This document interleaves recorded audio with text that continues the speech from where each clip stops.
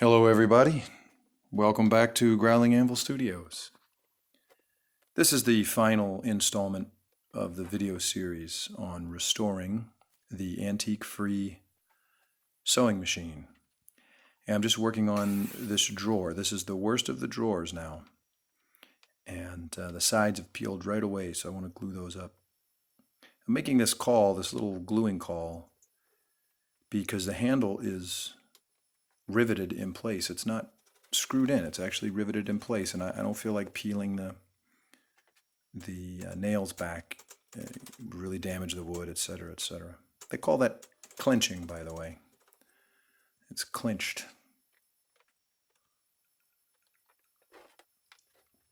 So I got the call all worked up and just making sure that the strap is going to fit here.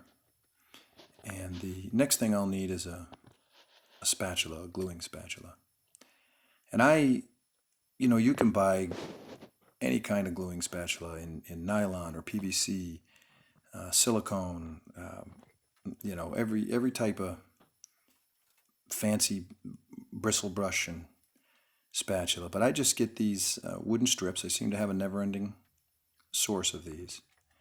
And you'll see me use a little technique here that's a very powerful way to carve. I just anchor my hand against my knee and pull the work back. Instead of moving the knife, I just pull the work back against it.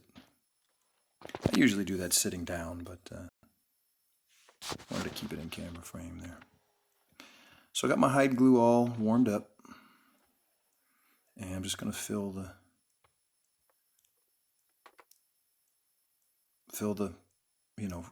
area up with glue. Just coat the surface. I really like hide glue for this sort of a thing. For furniture restoration, there's really no better glue, in my opinion. There are glues that are maybe a little more resistant to moisture and heat. Hide glue is not resistant to moisture and heat, but I don't even consider that a drawback. I consider that to be a bonus because it means you can reverse what you've done. You can just apply a little heat, loosen it up, and go back at it. And unlike other glues, you don't even have to clean the old hide glue out. You can leave it in there. It will, the new glue going in will melt and bond to the old glue just very nicely.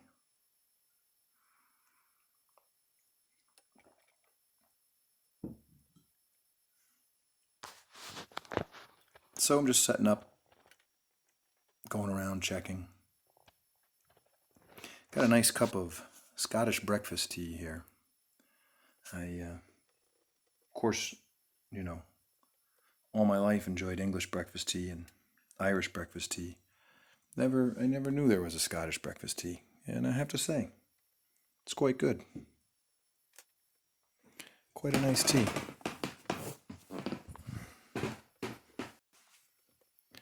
So here I'm just wiping the excess glue off. One of the other benefits of hide glue is that it cleans up just with water. And even once it's cured and dried with a little damp rag, you can just sort of rub it. And eventually it'll all come up. So it doesn't harm finishes. It's really quite a nice glue. And since you have usually a little pot of water to warm it up, some people do it in the microwave. I don't have any idea how to do that. I just warm it up in a little water bath. And then that water bath is there as as a handy source of water for cleanup. So I got it all glued up, and then I noticed it was just open in some other areas that I hadn't seen. These drawers are pretty beat. They look actually pretty good, and when I first handled them, they looked pretty good.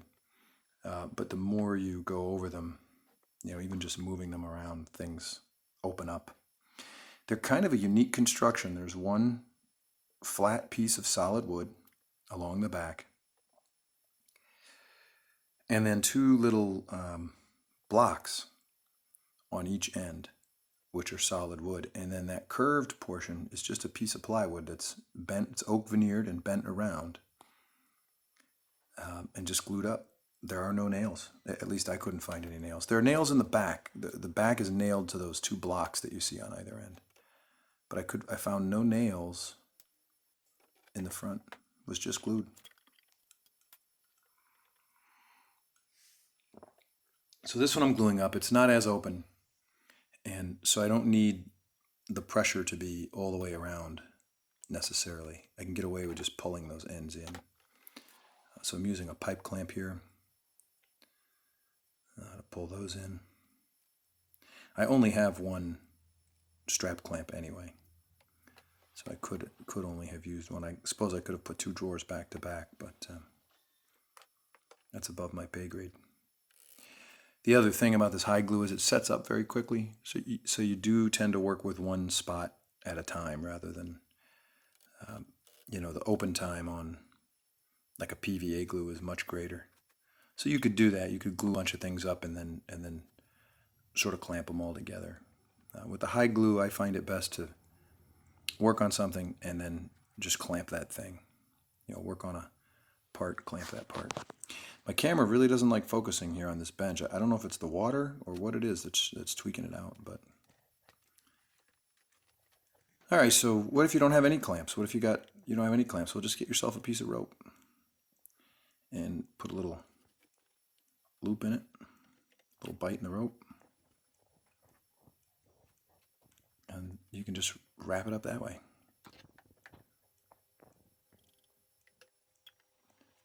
Fancy clamps are nice, but they're not necessary. I remembered I had this little syringe from some stuff that I had gotten. I had helped a friend clean out an old barn, and in one cabinet was just a box of random things, and that old syringe was in there as a glue delivery device.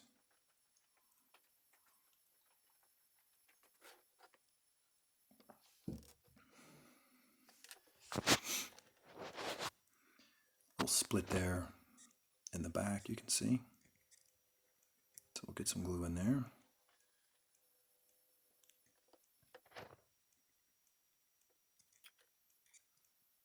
And one of the bottoms of another drawer that ostensibly seemed fine, but the bottom must have just been hanging on by a hair, because it popped right off when I went to wash it. We'll see that down the road.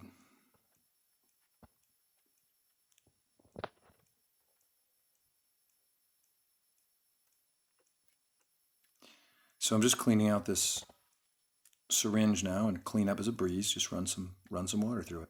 You're all done. All right, so this is the next day, and I've unclamped everything, and I'm cleaning out all the garbage with a vacuum cleaner and whatnot. That's the top right drawer that has the bobbin case in it. And next are the three drawers. There were a handful of drawers. There's that one with the loose bottom. It just popped off while I was cleaning. So that one's got to get taken care of. And then also while I was cleaning, I found some cracked veneer, which may have cracked. It may have cracked when I glued up the sides, but it seemed like it was two drawers I hadn't glued up. It's funny when you use the traditional glues like this hide glue, which is most likely what they were using at the factory. I can't tell. I didn't segregate them when I piled them all up to clean them. And one drawer I can really tell was the worst one. That one I can see. That first one that I glued up, and that one the veneer did not crack on. This drawer here has cracked veneer, and I can't remember if I glued it up or not. I suppose we could identify it by that little paint splotch there. I am not digging with my knife here. I'm just applying very light pressure to just pop that paint off, so that I don't, dig into the finish or dig into the wood. So I'm not gouging that. I'm just using it like a scraper, just barely touching the wood.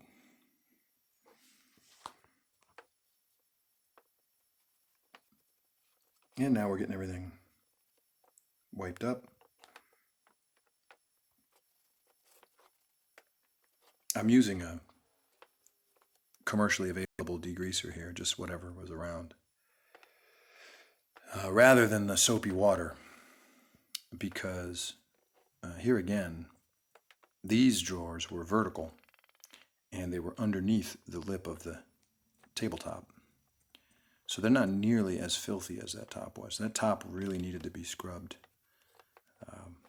whereas these can get away with just a light degreasing. I just keep patting off the dirt and I keep checking my pad.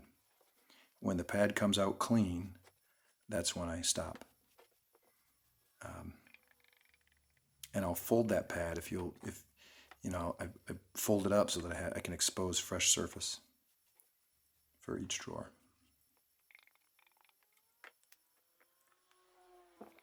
Even though it looks wadded up there, it really is folded. All right.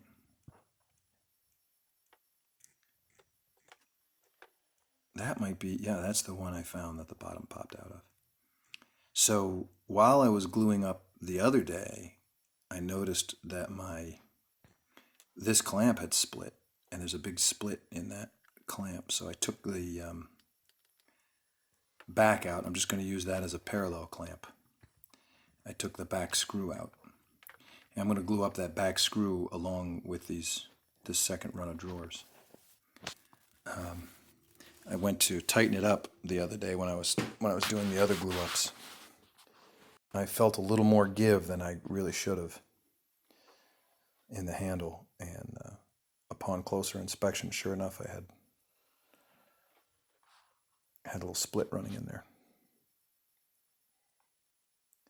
So just taking an old candle stub, and I'm just melting old pieces of wax. I save all my candle stubs up, and I melt them down and make wax sticks out of them for use with my other machines. And so here I'm just making some wax paper to go around the joints. The hide glue is pretty sticky. You can pop wood off of it, but it's a strong glue, so you don't want to mess around with it. That's why I put wax paper down at the joint so that the wax paper won't stick, or at least will have less of a tendency to stick. So here I'm just going to use some twine. I've seen people use surgical tubing, but again, for me, surgical tubing is just another thing to buy, and it's another thing to think about and worry about and stock and store. There doesn't ever seem to be any end of string that comes in every kind of auction lot that I get. I get, bundles of string. This is some old mason string, just wound on a stick, and it works just fine. When I go to tighten it up, I just slip. Remember those fuses that were in one of the drawers? There are 3 fuses in one of the drawers. Well, they work perfectly as wedges to do a final tightening. So this is the other one that has raised veneer. And I just work some glue into the portion of raised veneer, clamp it down. It's really not an awful process if you have a little piece of furniture or something and you've got a little piece of broken veneer. It's something you could definitely try.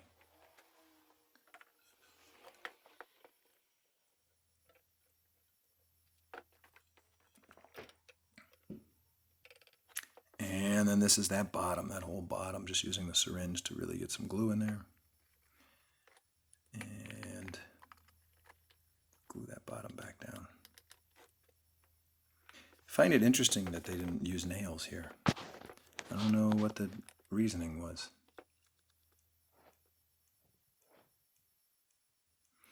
All right, so little old English.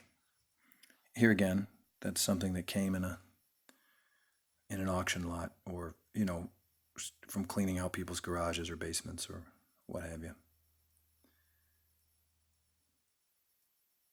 I've never purchased a bottle of that. I think I have 4 bottles. I have more than enough to last my lifetime, and whenever I go to clean out a basement or a garage, there seems to be another bottle. But it works pretty well. I kind of like it.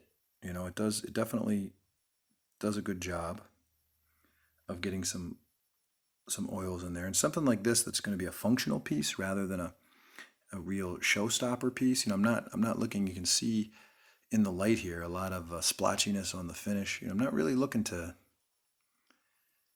turn this back into a showpiece. This was intended as a working tool, and I just want to clean it up, make it nice, make it work again. So that's the perfect place to use these garage sale finds. Just showing you there that the back of my knife is curved. I don't want you thinking I was digging in there with my knife.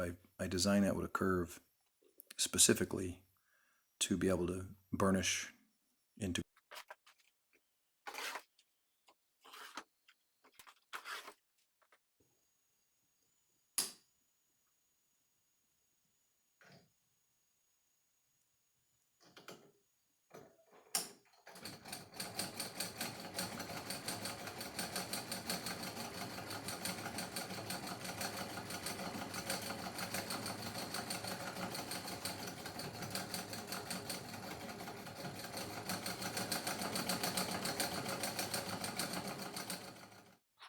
Well, I learned a ton during this project. If you enjoyed it, go ahead and subscribe. There'll definitely be more to come.